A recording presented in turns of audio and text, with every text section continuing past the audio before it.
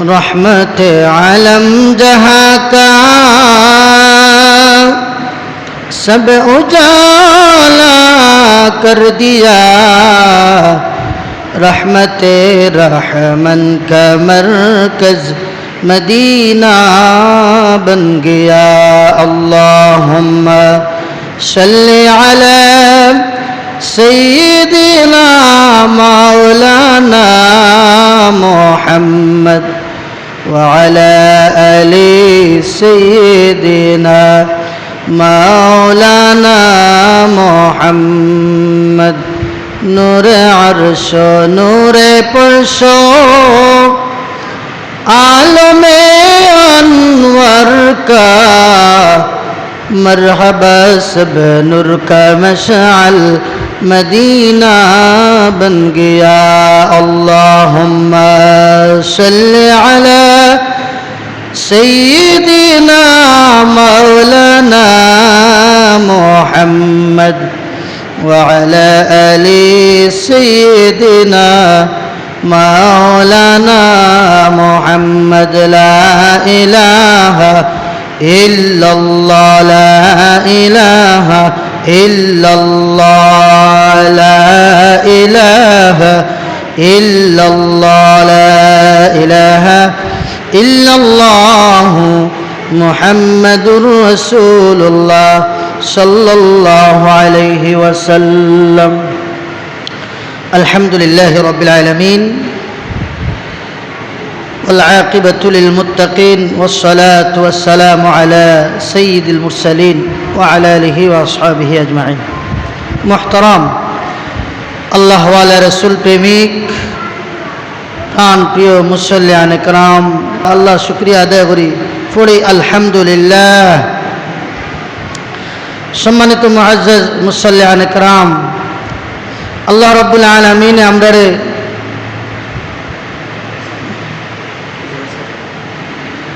সর্বশ্রেষ্ঠতম মহামানব আখিরি জামানার নবী,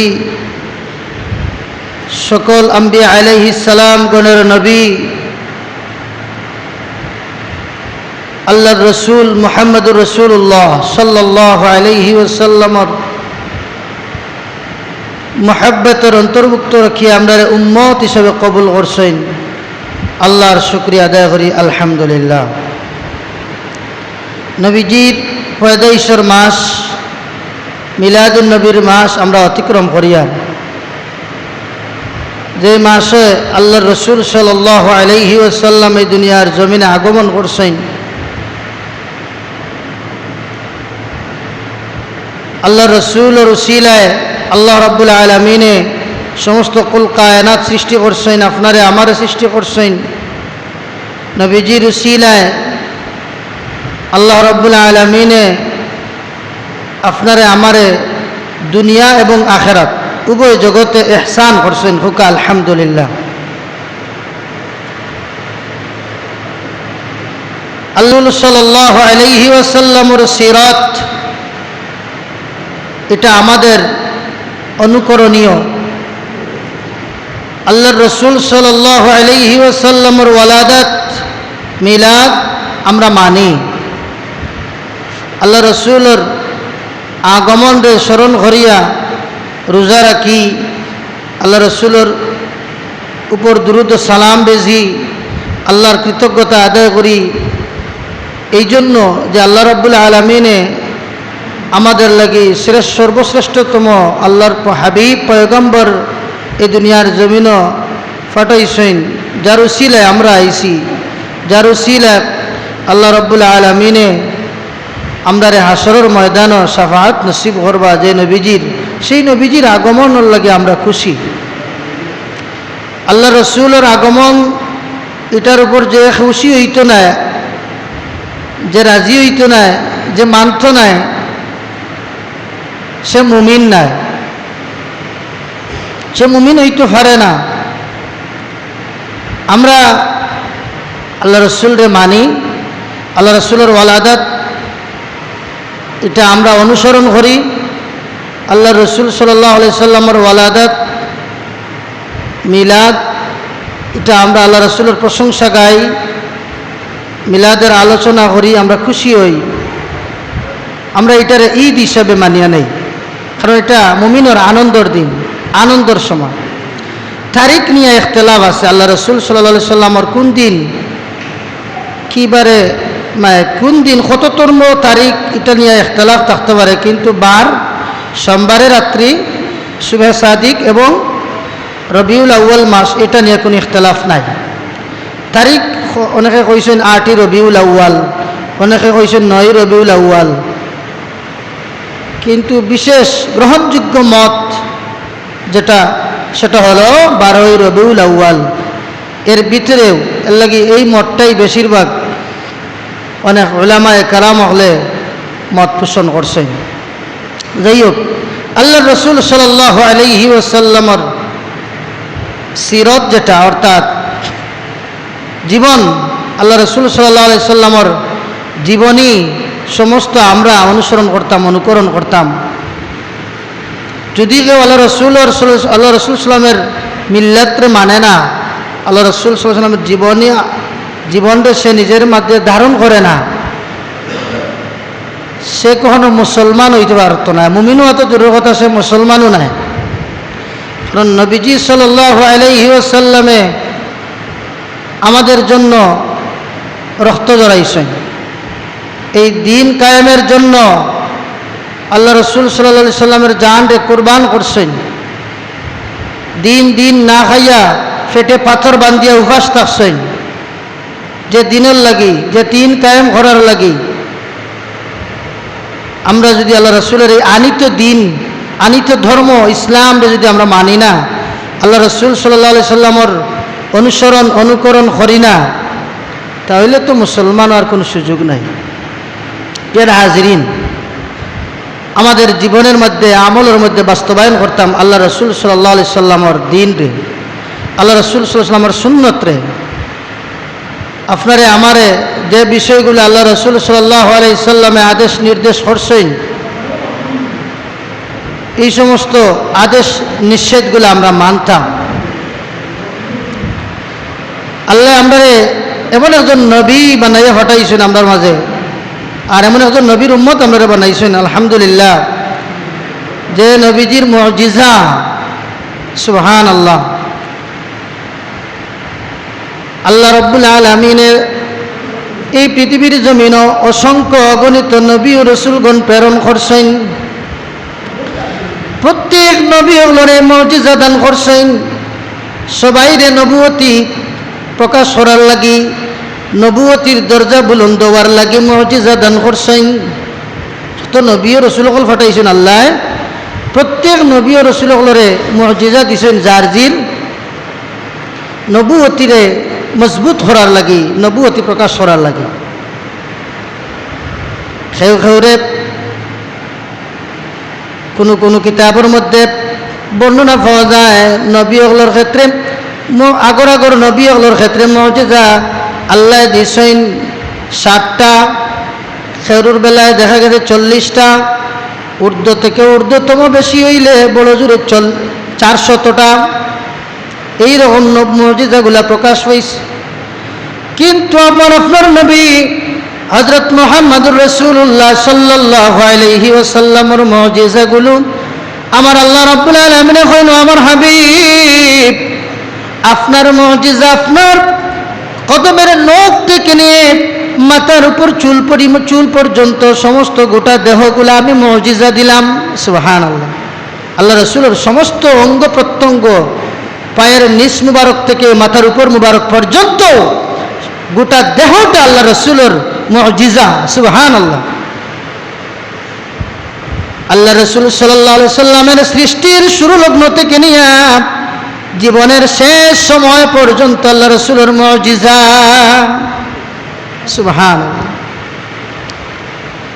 আল্লাহ রসুল সাল্লাল্লাহু আলাইহি ওয়াসাল্লাম যখন উনার চাচা আবু জেহেলে কইল, বাতিজা মোহাম্মদ, ও বাতিজা মোহাম্মদ, তুমি যদি সত্যিকার অর্থে নবী হয়ে থাকো তাহলে বলো তো আমার মুঠির ভিতরে কি আছে? নবীজি সাল্লাল্লাহু আলাইহি সাল্লামে কইলেন, চাচা যান, আপনার মুঠির ভিতরে যে জিনিসটা আছে ওই জিনিসটাই যদি হইয়া দিলেই তো পারে আমি খেয়ে তাহলে মানিয়ে নিবাইনি। চাচা হইলা এটা আরো বালা, বিশ্বাস গ্রহণযোগ্য। আল্লাহ রসুল সাল্লাল্লাহু আলাইহি ওয়াসাল্লাম হইলা আবু জেহেলের মুঠির ভিতরে কি আছে তুমি বলে দাও আমি খেয়ে।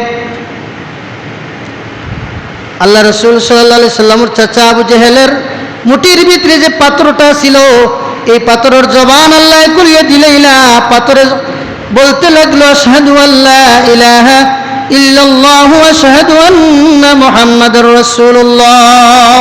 হুকা সুবহানাল্লাহ। আবু জেহেলের বাদেও বিশ্বাস করল না তিনি যে আল্লাহর নবী। কইল আমার বাতিজা তো দেখা যায় বহুত বড় জাদুঘর। হুকা নাউযুবিল্লাহ। আরেকদিন তুমি তোমার নবুয়তির মুজিজাগুলা এই দুনিয়ার জমিন থেকে কোনো কিছু মুজিজাগুলা দেখাও চাই, আধ্যাত্মিক কোনো মুজিজা থাকলে আমারে তোমার ক্ষমতা দেখাও। আল্লাহ রসুলে কইলাও চাচা দুনিয়ার জমিন থেকে কোনো প্রমাণ দেখতাই না আসমানও দেখতাই। আল্লাহ রসুল সাল্লাল্লাহু আলাইহি সাল্লামে খবর বাদে চাচা আবু জেহেলে কইল বাতিজা মোহাম্মদ ই তো আরো ভালা, দুনিয়ার জমিনের কোনো অলৌকিকতা যদি এটা থেকে আসমানের অলৌকিকতা তোমার মাধ্যমে কোনো প্রমাণ দেখাইতে পারো এটা তো আরো বালা করি বিশ্বাস গ্রহণযোগ্য। আল্লাহ রসুল সাল্লাল্লাহু আলাইহি সাল্লাম 14 রাত্রি দিবাগত রাত্রিবেলা গভীর রাত্রি পূর্ণিমার চাঁদ, এই চাঁদের দিকে আল্লাহ রসুলের আঙ্গুল দিকে ইশারা করলাম, সাথে সাথে আঙ্গুল ঘনর চাঁদ দ্বিখণ্ডিত করিলাইলা। সুবহানাল্লাহ। আঙ্গুল আসমানের দিকে ইশারা করলাম আবু জেহেলের সামনে, সাথে সাথে আঙ্গুলের ইশারার দিকে আসমানের চাঁদ দ্বিখণ্ডিত হয়ে গেল। আবু জেহেলে তার বাদে আল্লাহ রসুলের নবী হিসেবে মানিয়ে নিল না। হুকা নাউযুবিল্লাহ। আল্লাহ রসুল সাল্লাল্লাহু আলাইহি ওয়াসাল্লামের মুজিজা অসংখ্য গণিত মুজিজা, আল্লাহ রসুলের সারাটা জিন্দেগি মুজিজা।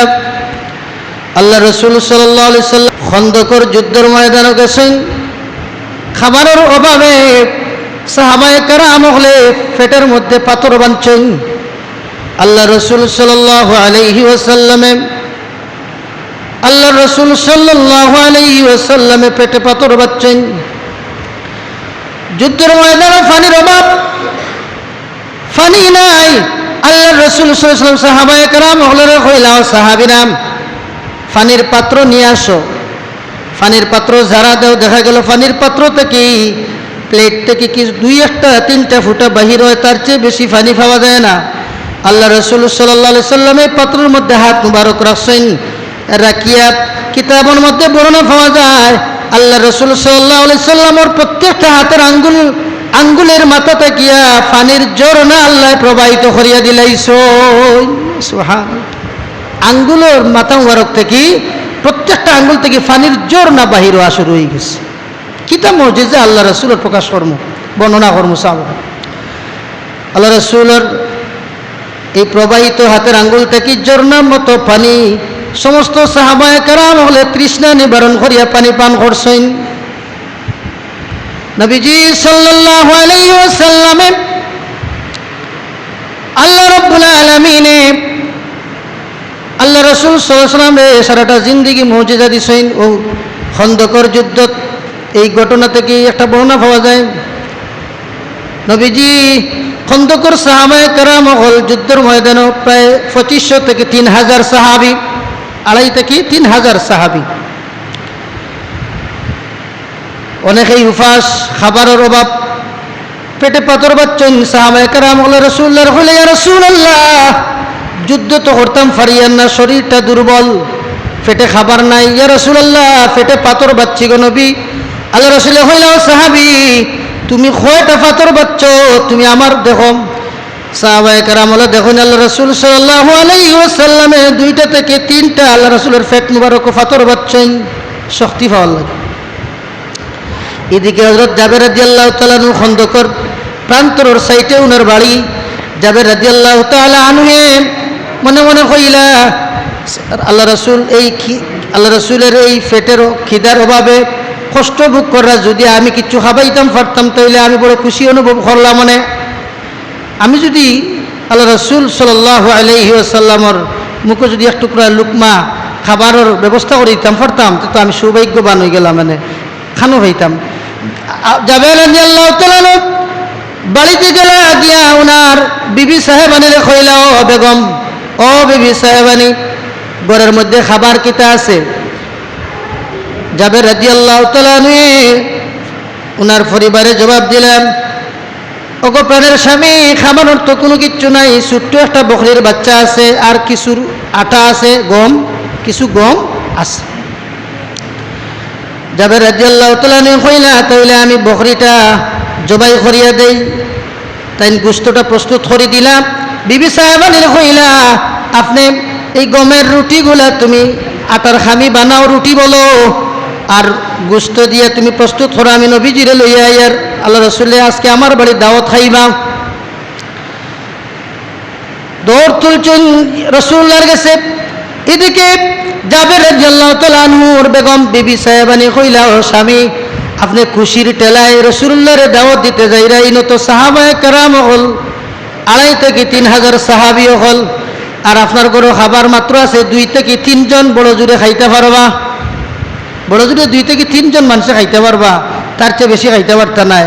আপনি কাম করেন, যান নবীজিরে ফিস ফিস করিয়া খানে খানে গোপনে তানে দাওয়াতটা দিয়ে আর তানে লইয়া আইয়েন, যান অতজন সাহাবিরে তো খাবাইতে পারতাম না। জাবের রাদিয়াল্লাহু তাআলা দৌড় তুলে গেছেন গিয়া আল্লাহ রসুল সাল্লাল্লাহু আলাইহি সাল্লামর খানে খানে ফিস ফিস করে কইলা, ইয়া রাসূলুল্লাহ, আপনি ক্ষুধার যন্ত্রণায় কষ্ট হইরা আজকে আপনার দাওয়াত আমার বাড়ি, আপনার লাগে আমি কিছু খাবারের ব্যবস্থা করছি নবীজি, আপনি একা শুধুমাত্র আইউকা। আল্লাহ রসুল সাল্লাল্লাহু আলাইহি সাল্লামে দাওয়াত গ্রহণ করলা, করিয়া খন্দকর প্রান্তর সমস্ত সাহাবায়ে কেরামহলেরও দাওয়াত দিলাইলা। হুকা সুবহানাল্লাহ।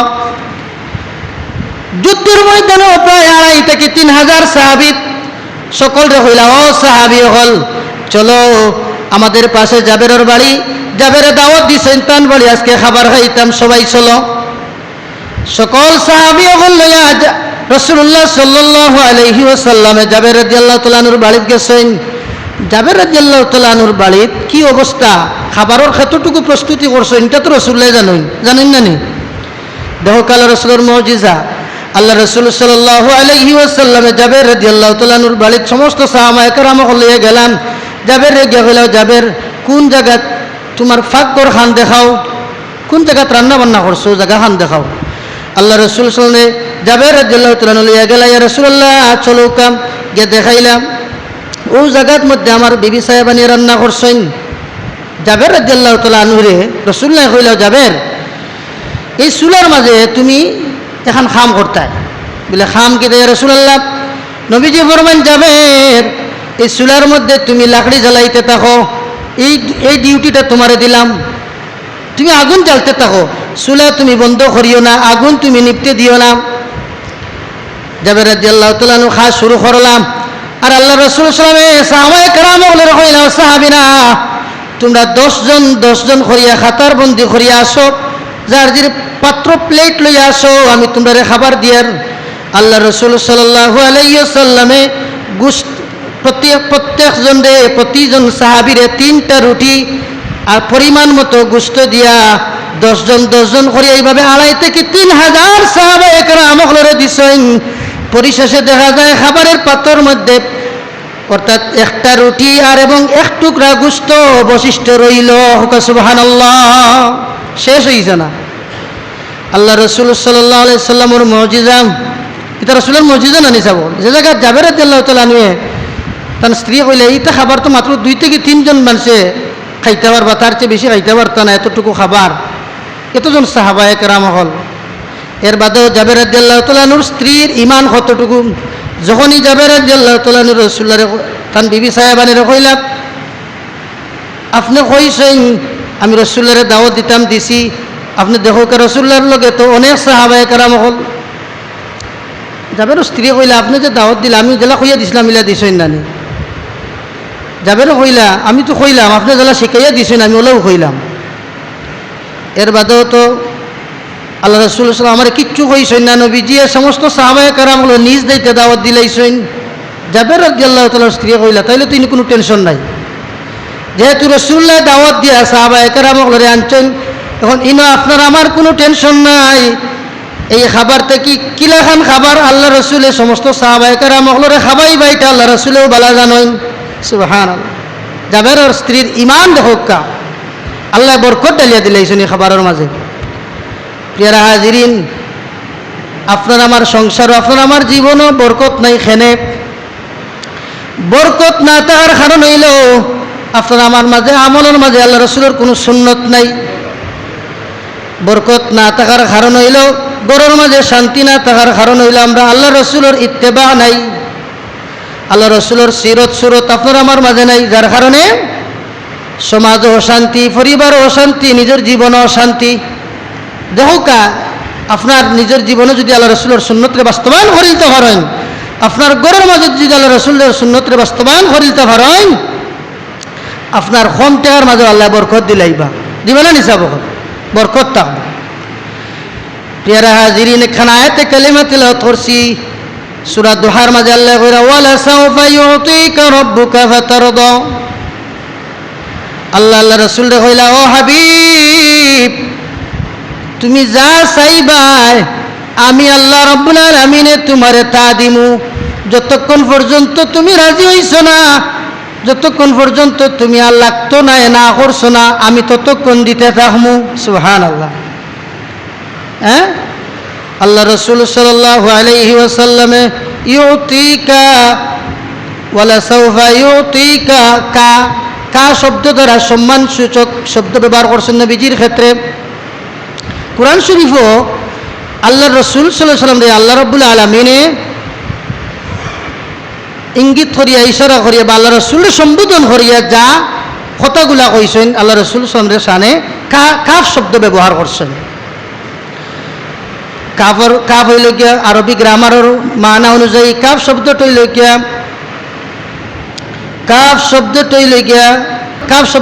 জমির। এই জমির শব্দ দ্বারা আল্লাহ রসুল সাল্লাল্লাহু ইঙ্গিত করছেন। এর লাগি দেখো আল্লাহ রাব্বুল আলামিন কুরআন শরীফে কইছেন আলাম নাশরাহ লাকা সাদরাকা ওয়া ওয়াদানা আনকা উইজরাকা আল্লাযী আনকাদা যহরাকা ওয়া রাফা'না লাকা যিকরাকা ইয়াসিন ওয়াল কুরআনিল হাকীম ইন্নাকা লামিনাল মুরসালিন। আল্লাহ রাসূল ইনো সম্বোধন করছেন। ইন্না আ'তাইনাকা কাল কাউসার, ইন্না আ'তাইনাকা কাফ শব্দ দ্বারা আল্লাহ রাসূল ইঙ্গিত করছেন। এর লাগি কইরা ওয়ালা সাউফা ইউতিকা রাব্বুকা ফাতারদা, ও আমার হাবিব আপনি চাওকা যা চাইবা আমি আপনারে তা দিমু। সুবহানাল্লাহ। এর লাগি আল্লাহ রাব্বুল আলামিনে আমরা লাগি আল্লাহ রসুল সাল্লামের মাধ্যমে আল্লাহ রসুলে আমরা লাগি সব কিছু লইয়া ইচ্ছেন, দিনটা পরিপূর্ণ আল্লাহ করিয়া দিলাইছে। কাল কিয়ামতের ময়দান, আসরের ময়দান আল্লাহ রাব্বুল আলামিনের হাবিব মুহাম্মদুর রাসূলুল্লাহ সাল্লাল্লাহু আলাইহি ওয়াসাল্লামে বর্ণনা করেন আল্লাহ রাব্বুল আলামিন আসরের ময়দানে আমারে আল্লাহর নিকটে স্থান দিবা মাকামে মাহমুদ। আল্লাহ রসুল রে আল্লাহ মাকামে মাহমুদ নামক স্থান দিবা, এটা একবারে আল্লাহর নিকটে। আমরা আজানের বাদে দোয়া পড়ি নানি আল্লাহুম্মা রাব্বা হাযিহিদ দাওয়াতিত তাম্মাহ ওয়াস সালাতিল কায়িমাহ আতি মুহাম্মাদানিল ওয়াসিলাতা ওয়াল ফাদিলাতা ওয়াদ দারাজাতার রাফিআহ ওয়াবআসহু মাকামান মাহমুদানিল্লাযী ওয়া'আদতাহু ওয়ারযুকনা শাফাআতাহু ইয়াওমাল কিয়ামা ইন্নাকা লা তুখলিফুল মিআদ। সংক্ষিপ্ত করে লিয়ার আল্লাহ রাসূল সাল্লাল্লাহু আলাইহি আল্লাহর নিকটে স্থান দিবা, স্থান রাখবা আল্লাহ নবীজিরে মাকামে মাহমুদ স্থান আসন করবা। রাসূলুল্লাহ ফরমায় মাকামে মাহমুদ আল্লাহ আমার আসন দিবা, আর আমি মাকামে মাহমুদের মধ্যে আমি আল্লাহর দরবার উম্মত মুহাম্মদের লাগি সেজদারত অবস্থায় আমাই দিমু, সেজদারত অবস্থা থাকমু। সকল আম্বিয়া আলাইহিস সালাম কোন আদম আলাইহিস সালাম থেকে ঈসা নবী পর্যন্ত সকল নবী হলে আল্লাহর দরবার ইয়া নফসি করে খান দিবা। আর হাসরের কুনার বায় শব্দ আইব, আওয়াজ আইব, দেখা যাইব ইনো আল্লাহ রাসূল ইয়া উম্মতি হইয়া খান্দিরা। কিতাবের মধ্যে বর্ণনা পাওয়া যায় মাকামে মাহমুদ নামক স্থানও নবীজি সাল্লাল্লাহু আলাইহি সাল্লামে আল্লাহর দরবারে সেজদা অবনত অবস্থায় তখন কিতাবের মধ্যে আয় 7 দিন একাধারে সেজদারত তখন আরেক কিতাবের মধ্যে পাওয়া যায় 40 দিন একাধারে তখন আল্লাহ রসুল আল্লাহ কইন ও আমার হাবিব ইরফা আর আসাক, আপনি আপনার মাথা মুবারক তুলুকা ইনো দরকার আসাকা কাপ ব্যবহার করছেন নবীজি, আপনি আপনার শির মুবারক তুলুকা। আল্লাহ রসুল কইন আমি তখন তুলতাম নাই, আমি তখন আমার মাথা তুলতাম নাই। যখন দেখবো আল্লাহ রসুল আল্লাহর দিল নরম হয়ে গেছে, আমি যা চাইম আল্লাহ আমার এটা দিবা ইরফা আর আসাক। আল্লাহ কইবা মাথা মুবারক তুলো, আল্লাহ আল্লাহ রসুল কই না আমি তুলতাম নাই তখন। আরো কত বলে আমি খান্দিমু উম্মতি উম্মতি কইয়াম। আল্লাহ কইবা ও আমার হাবিব ইসফা তুসাফা, আপনি আপনার যা কিছু চাইবা আপনার উম্মতর লাগি সুপারিশ করুক, আমি আপনার সুপারিশ গ্রহণ করমু। এইভাবে একাধারে আল্লাহ আল্লাহ রসুলরে 3 বার দাবি করেন ডাকেন। পরিশেষে রসুল্লাহ ফরমায় আমি আল্লাহর কাছ থেকে অতটুকু দাবি আদায় না করিয়া মাথা তুলতাম নাই যতক্ষণ পর্যন্ত আমার কোনো গুনাহগার উম্মত জাহান্নামে জ্বলবা, জাহান্নামে থাকা পর্যন্ত, যতক্ষণ পর্যন্ত আমার কোনো উম্মতরে মুক্ত করিয়া জান্নাতে না আনছে আমি মাথা তুলতাম না। সুবহানাল্লাহ। আল্লাহ আল্লাহ রসুল সাল্লাল্লাহু আলাইহি ওয়াসাল্লাম আল্লাহ রাব্বুল আলামিনে আমরা কতটুকু ইহসান করছেন, নবীজি আমরা লাগি কতটুকু মায়া করছেন। প্রিয় হাজিরিন, আমরা আল্লাহ রসুলের ইত্তেবা করতাম, অনুসরণ অনুকরণ করতাম, নবীজির সুন্নত আপনার আমার জীবনে বাস্তবায়ন করতাম। আমিন ওয়া আখিরু দাওয়ানা আনিল হামদুলিল্লাহি রাব্বিল আলামিন।